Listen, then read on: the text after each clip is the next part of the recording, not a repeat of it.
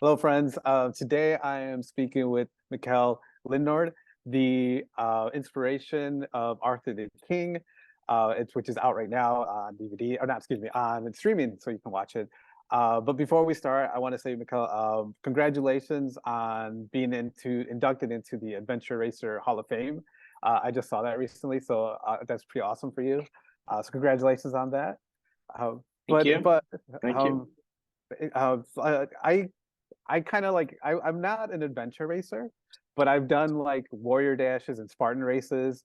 So seeing what you do, I get a portion of it from the movie, but then also seeing other things that you've done, uh, kudos for everything that you do. It makes what I do seem simple.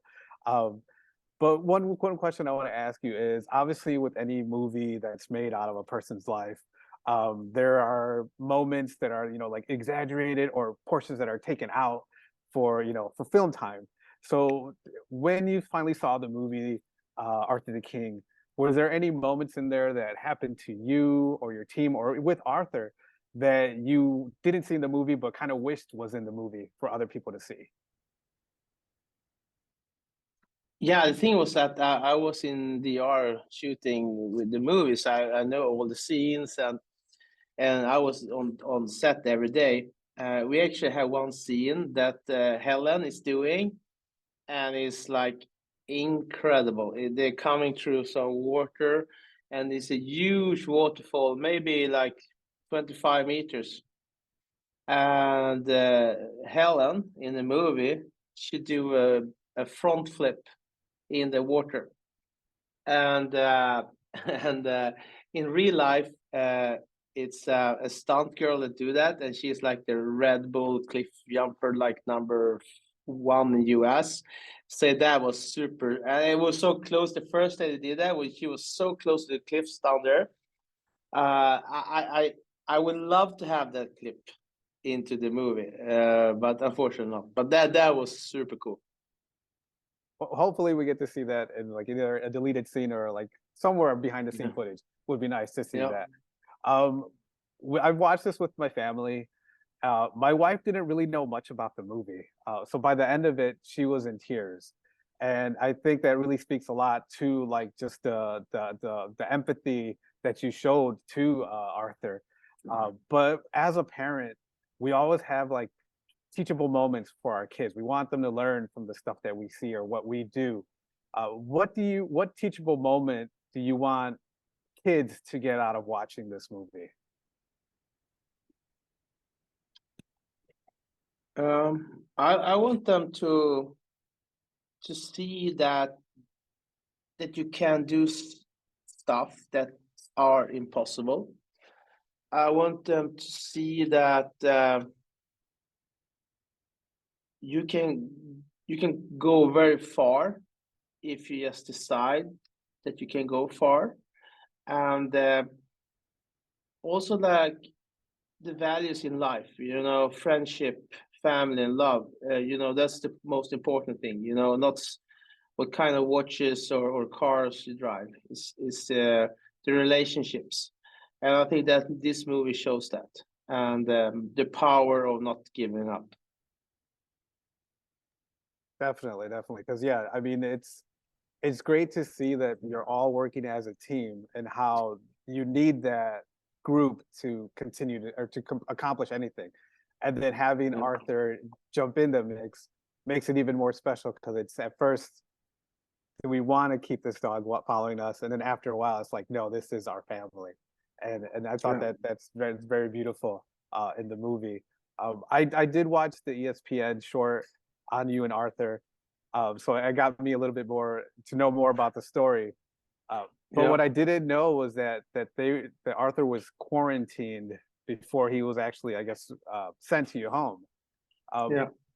After that period of being, in quarantine, did you know what was like the most difficult thing that you noticed from them? I guess acclimating to being in a home now instead of being just roaming in the streets. It's so strange.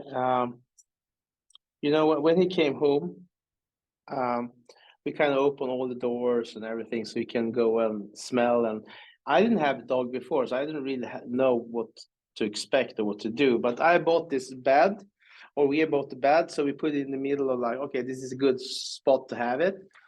And you know, he was just lying down there, sleep the whole night, and he was like, in the morning, it was like, yeah, I've been here my whole life.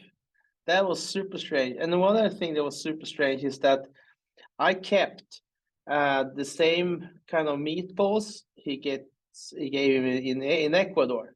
So I kept that package and I was warming it, you know, did everything, and then I feed him with the meatballs, the same meatballs. And the fun part is he didn't want the meatballs. You know, he liked chicken. You want the newer stuff now. Yeah. That's awesome. There is one part that I know I wanted to ask you. There's in the movie there's like a zip lining scene. Um, have you ever encountered a moment like that where it was basically just if it went right, we would be talking today, but if it didn't go right, this wouldn't be happening right now. Like how many times Yeah. have you experienced incidents like that during these races? I think maybe I have 10 in my career. I was racing 20 years. Maybe I have like 10 close calls. This zip line was a little bit Hollywoodized. We do zip lines so many times. We've done it everywhere. But the thing is that in this case, you know, when the losing the carbon, that's a little bit Hollywood. So, but I've been actually way worse. You know, the climbing scene when they climb with the bikes. In real life, I lost my grip. I did a full backflip, 20 meters. But it was so steep when I was landing, so I could just tumble and it worked. And I had to climb up again. Yeah. Yeah, so I've been in some bad situation, but it's also like when you're racing like this, you need to be very flexible, and fear is not like the thing that you need to you need to focus. And yeah. Awesome. That's and then at the end of the movie they do mention the Arthur Foundation. Can you tell us a little bit more about that and then like what it does and if it's still going around or still going on? Yeah, yeah. So Arthur Foundation, we opened that when we kind of come home to Sweden, and 2018. So the thing was like when I come to Ecuador 2014. In the movie we were in the DR, but in the real life we were in Ecuador. So when we were in Ecuador, this organization put in this law proposal called LOBA law. And that was to give all the dogs and cats and all animals the same rights they have in the US or in Sweden. And we support that with Arthur Foundation. And 2018, that went through. So now all animals in Ecuador, same rights you have in the US and Sweden. And that's I'm super proud of. But that was also like kind of closure for us. But now when the movie comes out again, we are more not we are passive active. So we support Arthur Ecuador Foundation, we support Svenska Djurfonden, we support Hundstallet here in Sweden. So we kind of more supportive in a way instead of being more active. So but it was still active, yeah. Awesome. That's great to know. Friends, obviously the movie Arthur the King is available now, but there's also books out there. There's the book that the movie was inspired on. There was another one that came out later called Arthur and Friends. And then there's a children's one coming out called Young Arthur. So there's, hopefully there'll be more and more stories coming out because this is such an incredible story about this dog. And then just like I said, just that empathy of taking care of a strange animal and look at how it